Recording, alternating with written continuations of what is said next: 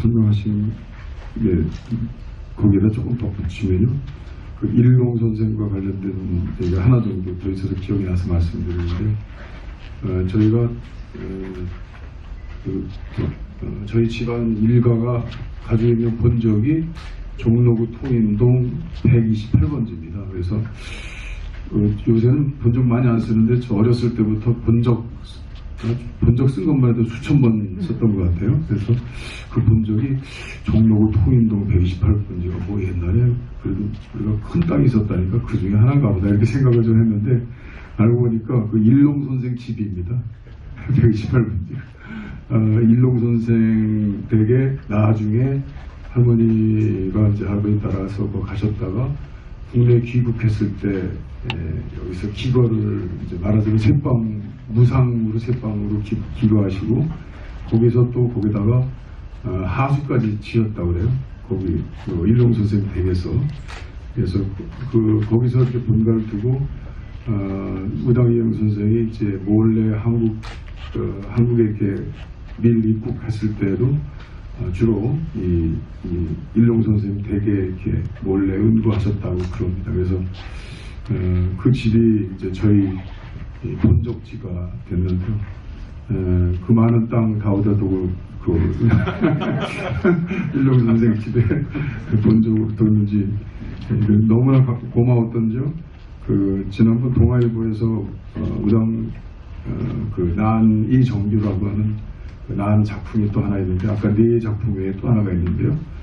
이종철 원장님이 누구한테 이렇게 다시 돌려받는 사진이 나와 있는 게 있었습니다.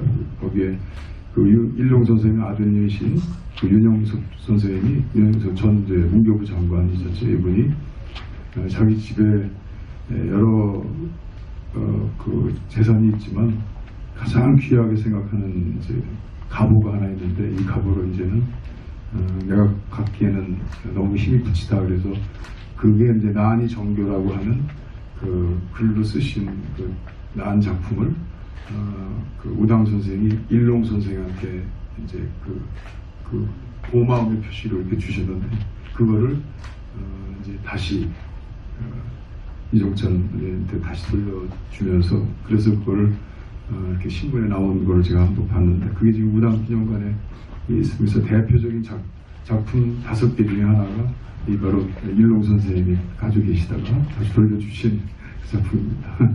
네. 아주 압축적인 표현인데요. 이건 이제 수년 동안 이렇게 해온 거를 한 문장으로 말합니다. 그러니까 둘째 때에 가서, 어려우면 둘째 때에 가서 양식 얻어오고, 그리고 또 하다 버티다 안 되면 5째 때로 합치고.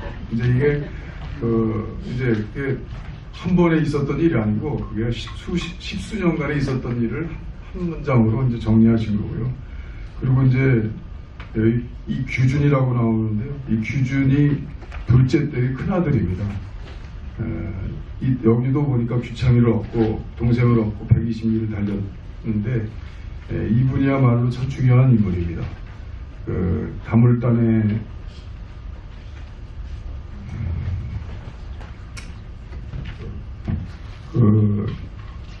지금도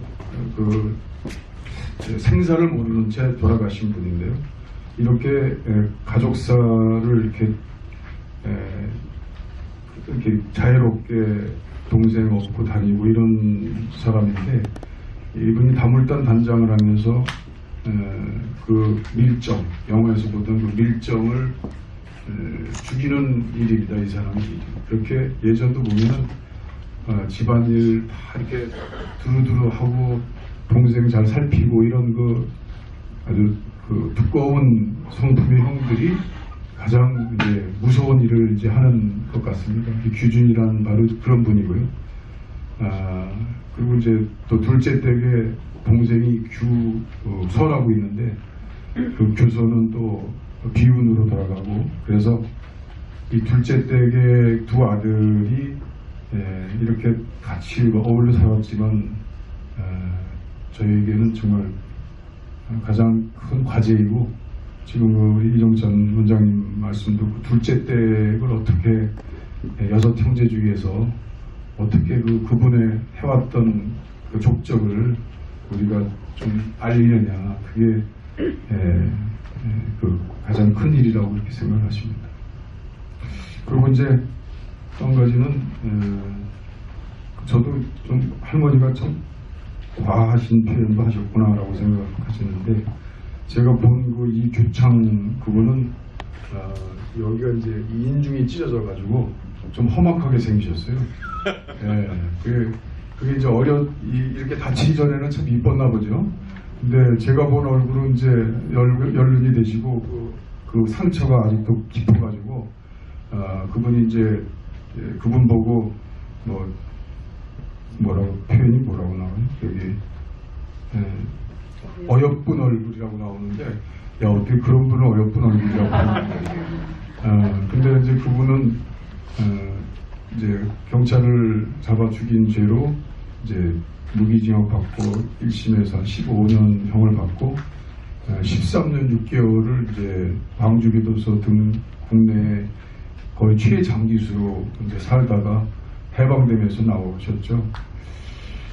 중간에 나오실 수가 있었는데요. 광주 교도소에서 또 항일 유인물을 교도소 안에서 또 만들라고 뿌리셨어요. 어떻게 찍었는지 나는 그게 궁금해. 인생물이에요. 그러니까 하여튼 안에서 찍으셨어요. 그 죄수들 일하는 그 시스템에서. 인쇄소에 노역을 시켰. 그러니까요. 그러니까 여러분, 인쇄소 노역을 시키니까 그 독립운동 유인물을 찍었다고요. 그러니까 이게 보통 청년이 아니죠. 그러니까 이게 어떻게 해서 감옥에 가신 거냐면, 다물단, 이분도 다물단이세요. 그래서 이제 7.18을 처단하러 갔다가 뭐 잘 안 돼요. 그러다가 하여튼 쫓아오는 경찰을 죽입니다. 그걸로 이제 한국으로 국내로 이제 송환이 되었고, 그걸로 해서 이제 사형 무기징역 15년 이렇게 내려가는데, 다시 모범수였어요. 모범수. 왜냐면 사람은 착하니까. 그러니까 모범수였는데 이제 다시 강주교도소에서 또 항일 유인물을 만든 거예요. 이게 보통 일본 사람이 보면 이건 정말 죽여서 차라리 없애는 게 나은 사람인 거죠. 그러니까 교도소 내에서 항일 유인물을 찍은 유일한 일입니다. 이것이 어렵습니다. 여러분, 교도소 가보시면 아시면 뭘 다른 행동을 한다는 게 참 어려운 게 교도소입니다. 그러니까 더구나 일제 교도소인데, 그래가지고 다시 이제 못 나오게 된 거예요. 그걸 이종걸 의원님께 지금 설명을 그렇게 하신 거죠. 이분이 쓰신 책이 있습니다. 많이 팔리지는 않았는데, 뭐 이제 운명의 여진이라는 책인데, 아주 드라이한 책이에요. 무슨 얘기냐면, 무슨 울었다, 뭐 가슴이 올렸다 이런 말이 한마디가 없어요. 있는 얘기 쫙 쓰신 거예요. 그냥 사건만. 그걸로도 부족한 책이에요. 운명의 여진이라고 하는 책인데, 한번 나중에 여러분이 이제 도서관 같은 데 가시면 한번 같이 읽어보시면 좋겠습니다. 이제 아이러니인데요. 그런 영웅적인 활동을 하셨던 분들은 자기만 생각하는 것이지 딴 사람의 생각을 못하는 것 같아요. 그래서 사실 이 서간도 시조기가 나온 것도 항일운동의 맹활약을 하셨던 이 규창 형님이나 아니면 이정찬 원장님의 형님이 이규학 선생님이나 이분의 강권에서 나온 것이 아니고, 아버지도 못 보고 그냥 국내에서 그냥 평범하게 살다가 이제 고생만 한 막내 아들이 할머니에게 이제 제가 어머님이시죠. 어머니에게 이거 좀 해보시라고 해서 보면 이제 어머님이 이제 할머님이 여기 집에도 있었다 저 집에도 있어 돌아다니시는데, 이 규창 형님 때문에 갔을 때는 이 책을 안 쓰고 저희 집에 있을 때만 쓰셨어요.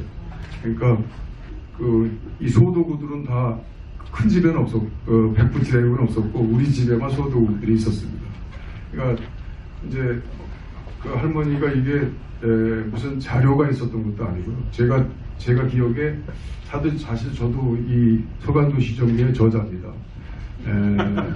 가끔가다 저 서간도 시정기에 나오는 볼펜 볼펜에 헛글 쓴 게 있습니다. 그냥 서간도 시정 원본을 얘기하는 겁니다. 원본에 줄 근거 있고, 그다음에 뭐 거기에 낙서 같은 게 나오는데, 그건 전혀 언어로서 인정받지 못하는 낙서인데요. 그 낙서의 저자가 저희.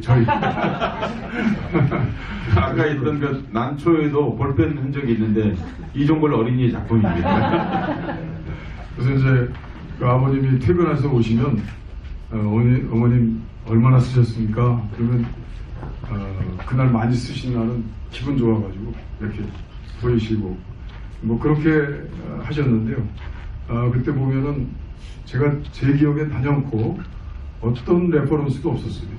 그러니까 뭐 사전을 본다든지 무슨 요새 인터넷 찾아가지고 인터넷 찾으면 다 나오지 않습니까? 뭐 그거를 비교할 무슨 흔적도 없었고 오로지 저 소도구는 두 편과 아버님이 만들어 주신 그 화선지의 그 책 한 권에 그냥 제가 칭얼거리면 이제 안 쓰다가 또 좀 칭얼거리면 좀 또 돌봐주시다가 야야야 아빠 온다 아빠 오시면 아버지 오시면 내가 얼마 써야 되는 거 얘기해야 된다 그러시면서 쓰셨던 이제 그 기억이 납니다. 이윤석 선생님 성격이 어떠셨어요? 굉장히 꼼꼼하셨던 것 같습니다. 꼼꼼하셨던 것 같고 그 할머니의 연세가 그렇게 많지 않으셨기 때문에 할아버지하고 결혼하실 때가 참 나이 차가 많았잖아요. 그래서 예. 그 할아버지 동지라고 하는 우관 선생님이나 이런 분들은 오히려 할아버지 제자라고 했던 분들인데 할머니보다 연세가 비슷하거나 많거나 그랬는데 그분들이 이제 한 1년에 한 번 내지 두 번씩 그 할머니를 찾아뵈러 저희 집에 오시면 완전히 뭐 거의 동갑인데도 불구하고 완전히 애 다루듯이 아주 권위적인 그 얼굴을 돌변하시면서 아주 철저한 근엄한 표정을 주시더라고요. 그리고 이제 제일 그래도 애틋하게 하셨던 분이 이제 이관직 선생님이신데요. 그러니까 오관 선생님 오실 때도 아주 아랫사람들한테 하는 말씀이시잖아요. 오관 선생님 누구시냐면요. 성균관 대학교 총장 하셨던 이정규 선생님 맞죠? 이정규 선생님을 얘기하는 겁니다. 그러니까 그분들이 같이 독립운동 하셨는데 나중에 이제 선생님이 안 계시니까 사모님을 찾아오는 거잖아요. 말하자면. 그러니까 그때는 아주 애대하듯이 했다는 거죠. 실은 나이는 비슷한데. 그러니까 당신은 누구를 대신하는 거죠? 우당을 대신하는 거잖아요. 그러니까 이제 그렇게 하셔서 그 말씀입니다. 오자마자 이렇게 절을 하면 이렇게 같이 절하는 게 아니고 딱 할아버지 절 받으시고 절 받으시고 뭐 할 건 다 하시는 이제 그런 그 여성으로서의 그 위축됨이 하나도 없는 이제 그런 분이었고 다만 이제 그 한산희 씨의 가까운 인척인데 그분이 이제 이관직이라는 분이 올 때만 좀 그때는 그게 같은 이제 한산희 씨의 할머니를 연으로 해서 할아버지의 비서실장 격이 되신 분인데요.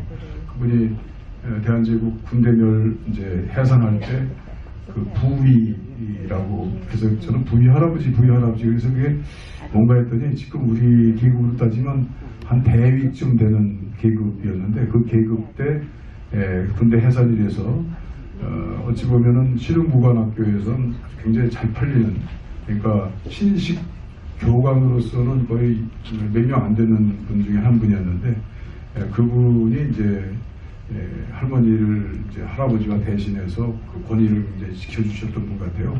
그래서 그분은 항상 그 청양에서 갓 쓰고 오셨는데 갓을 쓰고 오셨는데 그분이 이제 벗은 그 머리에는 이제 이 같은 옷이 있어가지고 저희 어린 애들 이가 올려지고 뭐 이런 사건도 있었지만 무슨 얘기냐면 여러분 갓을 쓰시면 상투를 뜨셨다는 얘기잖아요. 상투를 쓰면 반드시 이가 있습니다. 그런데 오시면 이를 집에 풀어놓고 가셨다는 얘기죠. 그래서 이제 그분이 가시면 어머니가 대청소를 하지 않으면 밤중면 이제 그 어린아이 속살에 이제 이가 들어오면 굉장히 아프니까 뭐 이런 일이 있었고 그런데도 불구하고 그분한테는 아주 철저히 그 아주 윗사람 대우를 하셨던 이제 그런 분 같아요. 네. 이제 그게 한산희 씨의 좀 그 학렬이 한 번 더 높으셔가지고 우리 할머니의 이제 그 본 이름은 영구였는데 이 영구였는데 국자학렬하고 이 관직인데 한 학렬이 높으셨나 봅니다. 그래서 할아버지 제자였지만 할아버지 비서실장격이었지만 그분한테는 아주 철저하게 그렇게 아랫사람 역할을 하시는지 그런 그 학렬이나 뭐 이런 전통에 관한 그 문제에 관해서는 아주 또 철저한 그 규칙을 가지고 계신 분이었습니다. 그러니까 이윤석 선생님이 한산이시거든요. 근데 해관 이관직 선생도 한산이시세요. 그리고 아시는 집이에요, 두 집이.